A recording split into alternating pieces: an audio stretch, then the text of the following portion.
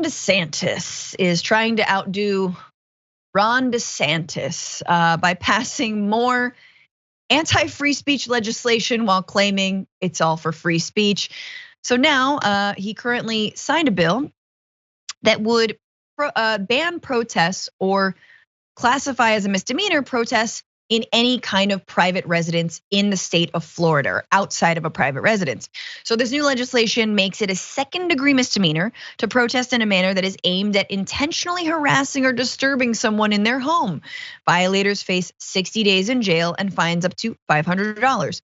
Protesters can only be arrested after ignoring law enforcement's orders to disperse, however. And we all know those are always given very clearly, very loudly, and very lots of instruction from police, lots of forewarning before they beat your ass.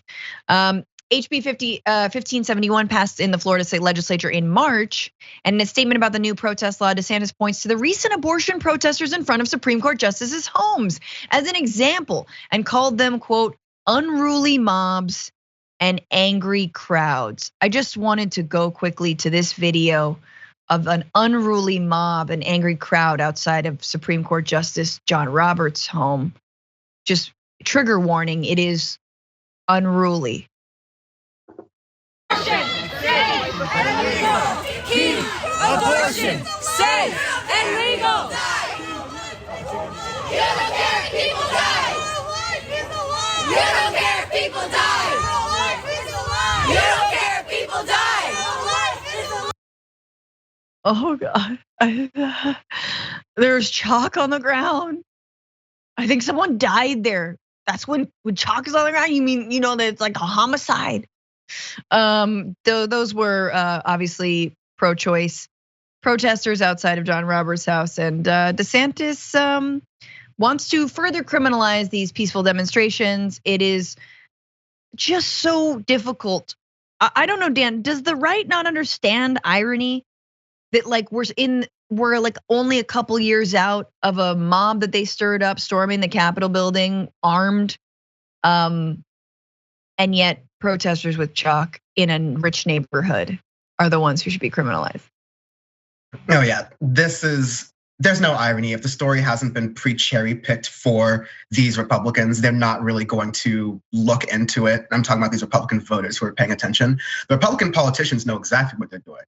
Ron DeSantis is quickly becoming the most anti-democratic governor in the United States. I believe Florida, maybe a year or two back, also was one of the states to lessen the punishments for running into protesters with your car, because that was happening. There were protesters on the streets. They were protesting any number of different things, from Black Lives Matter to police brutality to, oh no, using their free speech for reasons that Republicans don't like. Okay, more on that later. But yeah, you're getting more and more of these bills that are criminalizing other types of protests, while at the same time, they are accusing these protesters of attacking free speech. Yes. They're saying, oh, they're criticizing our hate speech, our ginning up of racial resentments in this country. That's actually criticizing my free speech.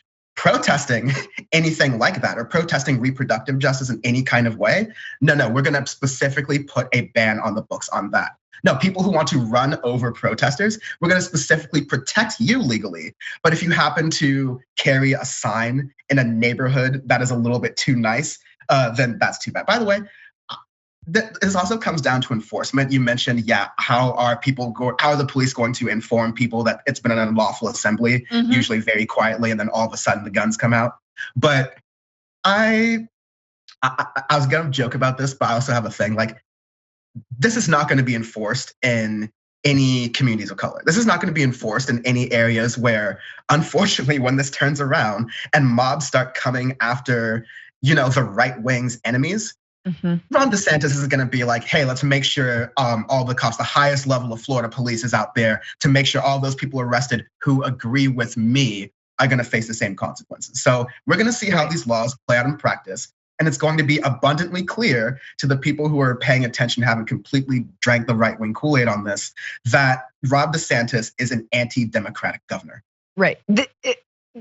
These laws are not going to protect communities like Buffalo from white nationalists who want to gun down shoppers at a grocery store. No, these laws are exactly going to do what you said, protect the powerful, protect the wealthy, protect any rich neighborhood from even having to hear about it. I mean, this is the McCloskeys like dream come true, right? Them being like, how dare you walk outside of my home and look at me maybe, but did you look? I don't know, guns drawn.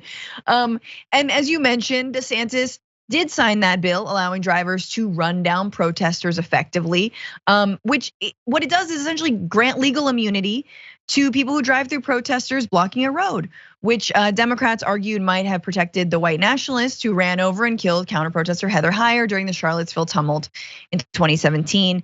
And then of course, it makes blocking a highway a felony offense. So that's the one piece. There's also the anti-riot bill that he passed, which would create a broad category of misdemeanors for people who are just regular protesting. You go to a protest and you are blocking the street, that is absolutely within your right. If you're told by the police to disperse, that is a moment when, of course, if you've been at a protest, you know, okay, if I continue to protest, I may be risking arrest. At that time, a lot of people, children, people who might be undocumented, a lot of those folks will go home. But there is usually, and there should be, that moment of announcement. Okay, now this is unlawful. Blah blah blah. DeSantis is just blanketing it completely, like it's all gonna be a misdemeanor. Again, not like the lowest, you can get a very small violation, if that, at most demonstrations, if that. But escalating it to a misdemeanor and then a felony offense if it's a highway, I mean, yeah, it's absolutely insane. They're making it harder to vote, they're making it harder to express your First Amendment rights if you are on the left. And they argue that they're the free speech warriors, that they're protecting free speech. This is gonna, like, that was a couple years ago where this was like so cynical, it was funny. Now it's worked way too well and it's gonna continue working. This is getting very serious. They're the party that loves to call out in 1984 that they've never read George Orwell. And now the Republican Party is literally doing doublespeak. Yes, and not to mention, I'm sorry, you guys, we're in a moment where like the right is trying to blame supposedly the left's violence and or the left's identity politics for all of their violence again. And the same with the reproductive rights. Y'all know that like abortion providers have been murdered, right? Murdered, like targeted, bombed, clinics targeted, clinics bombed. What's been the response? Like, where are all the dead bodies? Don't talk about unborn fetuses. Where are all the dead bodies that the pro-choice movement has claimed? I don't see any. In fact, they don't exist. I wonder who values life more.